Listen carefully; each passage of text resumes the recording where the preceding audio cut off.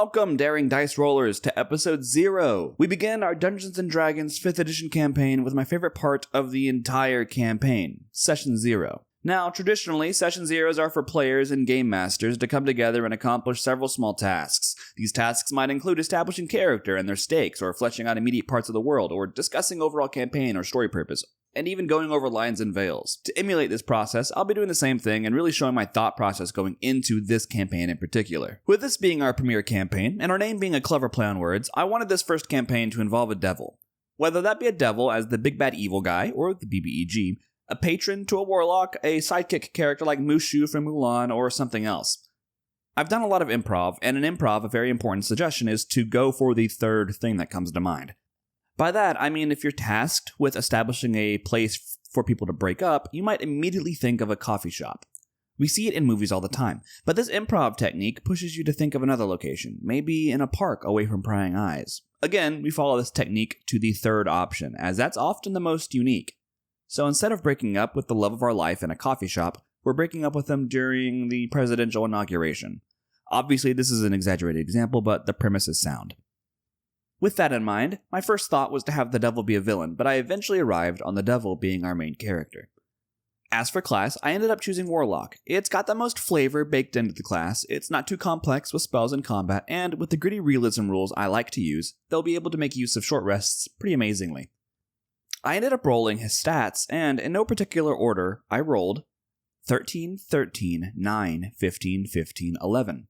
Overall, a really good roll. I made him a Zariel Tiefling, which means his strength increases by 1 and his charisma increases by 2 because I'm a min-maxing idiot. All that in mind, these are his stats. Strength at a 12, Dexterity at a 15, Constitution at a 9, Intelligence at a 13, Wisdom at a 13, Charisma at a 17. Finally, I wanted to determine his Warlock patron. First choice is the Fiend, that one is easy. Second choice is Great Old One, as maybe a temptation from demons in this blood war perhaps. But the third option is what's going to send this campaign in a completely different direction than what would typically happen. I decided on Celestial Warlock. Now my first problem had been created. How does a fiend make a deal with a celestial being? I started thinking of how fiends are made, or at least the originals, and I recalled that Asmodeus was a fallen angel. I am deeply obsessed and love the idea of a character torn between two sides and trying to redeem himself and overcome his nature. It's a major theme in The Good Place. But the question remained, how does this deal come to fruition? I wanted this story to be about redemption, that much was clear, about being better than we were yesterday, and the core of that sentiment, I feel, is love. The things we do as humans, for love and because of love, can fit on both ends of a spectrum. They can be horrifying and awe-inspiring. So I thought, why not have a fiend who's in love with an angel? I was full of energy at this point, and I started thinking about how the two would have met. Now, I don't really want to get into specifics too much, but these are the major beats that I settled on. The devil, me, is a soldier in a blood war against demons. The angel, as all angels, are doling out justice and the will of their unnamed deity. Zariel is my devil's commander, and they issued an order that led to the devil losing his entire squad and almost himself, had the angel not unintentionally saved him. Both the angel and the devil are stranded, possibly in the abyss, in an unlikely alliance, until they both come to not just respect, but love each other. When they were found by the devil's compatriots, however, he betrayed them to save the angel.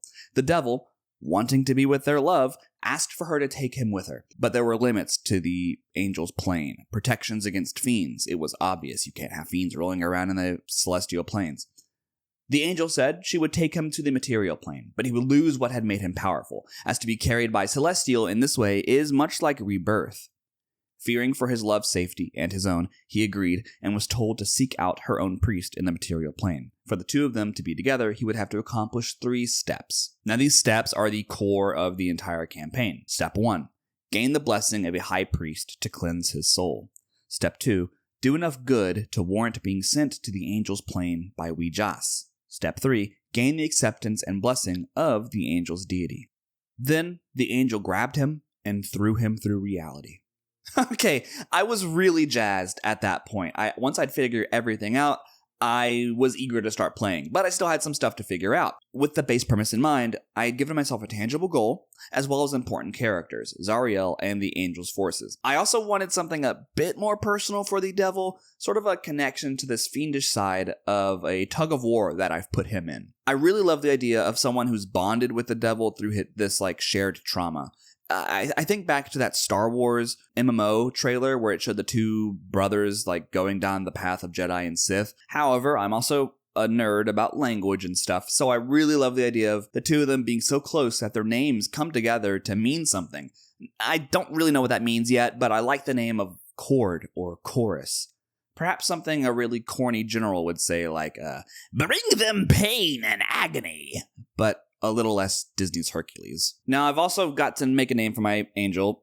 We'll come back to that. I imagine his arcane focus is a crystal given by the angel that can see him as well as transfer her power easier.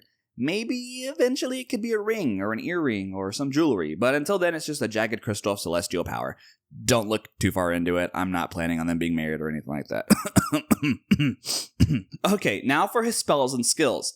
I want him to still have the abilities he had when he was the elite, which I'm calling now and saying that he was, sort of like the Navy SEALs of devils. So I'm giving him survival to show his demon tracking and instincts, religion to know about his enemy, arcana that enabled him to be a master of the arcane wells of reality, and intimidation because he's scary. I don't know. Shut up. For spells, I'm giving him Eldritch Blast, obviously, because I want this to be a truly fiendish attack. But he also gets Sacred Flame and Light from his patron. Maybe as he gets more good aligned, he'll use Sacred Flame more and Eldritch Blast less? We'll see. Add Thaumaturgy from his subrace of Zariel Tiefling, and he's pretty rounded out. I'll give him my favorite cantrip of Minor Illusion to aid his survival. For his leveled spells, I'm giving him both of the Celestial Warlock spells, Cure Wounds, because that's so antithetical to his previous employer, and Guiding Bolt, because I'm hoping to make it sparkly and wonderful to counter his fiendish look. For equipment, I'm taking the basics here. A light crossbow, a dagger, leather armor, and the explorer's kit, or whatever it's called, with a bunch of stuff hardly anyone ever uses. Last piece of setup for our character, besides his name, is the background. I'm taking a modified version of Far Traveler and Soldier and calling it Hellguard. Yeah, that works. Hellguard. That sounds cool. This gives me access to the character trait tables for Soldier and everything else of Far Traveler. This also grants me access to an additional language, so I'm going to take Abyssal to justify him being a great enemy of demons. This also gives me access to the Far Traveler trait called All Eyes on You, which basically lets me be a fish out of water and parlay information of my home to gain access to places I wouldn't otherwise have. With all of that settled, unfortunately, we have to come to the task that is deciding a name. I really like Chord as a name, C-O-R-D-E. So I googled words that have chord, and I found a website that lists all of these words. Thank you, Scrabble nerds, by the way. This video goes out to you. I had to pick a long root name because I want to split the name in half for my other devil, so I needed that to be a good name. Then I found it. Misericord. M-I-S-E-R-I-C-O-R-D-E. Separately, it's two great names, and together it's a stunning word with an apropos definition. It relates to an occupant supporting themselves in a church, which is thematic for sure, but it also means a small medieval dagger that's used to give the death stroke to a wounded foe. Now, I'm corny as well, so I really love the idea of some fiend general fighting demons and telling his underlings, "Give them the misericord," as the Hellguard descend upon them like a storm of pity or a twisted compassion to give them death. That just leaves the name of our angel. And just to make things harder, I'm going back to Google and looking for words with chord. Thank God for Scrabble nerds. I should donate. Is there a way I can donate? Anyways, I scrolled a bit and found the word Cordillera, which is apparently a name for a network of mountains that's borrowed from Spanish cordilla. I think I'm saying that right. It's a diminutive of cuerda, meaning rope, sort of like cord climbing this rope to escape the pit that is the nine hells and the abyss. I don't know, it felt right. Either way, the angel is called Illyra. Okay, we've made it. We made it to the end. We start working with Mythic Game Master Emulator. We update our adventures list for the adventurer for characters. Misery, Zariel, and Illyra are potential characters that could always impact the story, so those are going in slots 1, 2, and 3 respectively. As for our thread progress tracks, I'm adding the 3 goals to make sure those are progressed and can't be wiped away without narrative weight, as MGME has the capacity to do. I'll make it easier to get the blessing of a high priest, medium difficulty to do enough good to be sent to the upper planes by Ouijas, and gaining the acceptance of Alira's unnamed deity to the hardest difficulty. For the world, I'm big on knowing the tools in the toolbox, but having creative freedom as well as not doing a ton of extra work. So, we'll be using my homebrew world that I run my online game in. It has just enough structure to keep me on the rails and just enough open space to have new things crop up and surprise me. Information on this world might crop up in a later video, but if not, you'll be in the same shoes as Cord as he learns about the material plane that he's been thrust into. Finally, lines and veils. Since I'm doing a solo game, I never really have to worry about something I'm not okay with coming up. But just because I'm sharing it with all of you, I'm going to list out what I know for sure won't be in the game. Any harm to children, babies, or unborn children is a big veil for me, so it could happen, but it'll be off screen. Sexual assault being referenced is fine for me, but that's a hard line I won't cross visually on screen. Same with torture and sex. It's not for me. I'm terrified of snakes, but I like killing them in RPGs because it's a way for me to escape and put out that anger somewhere. So they'll come up often. Also, fingernail stuff and eyeball harm makes me squirm, so those are veils for sure.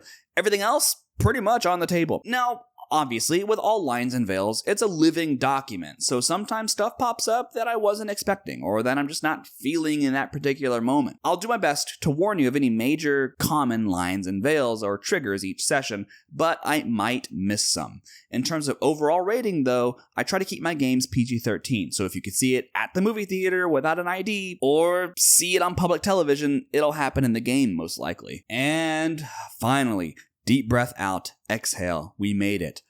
I believe we're ready for session 1.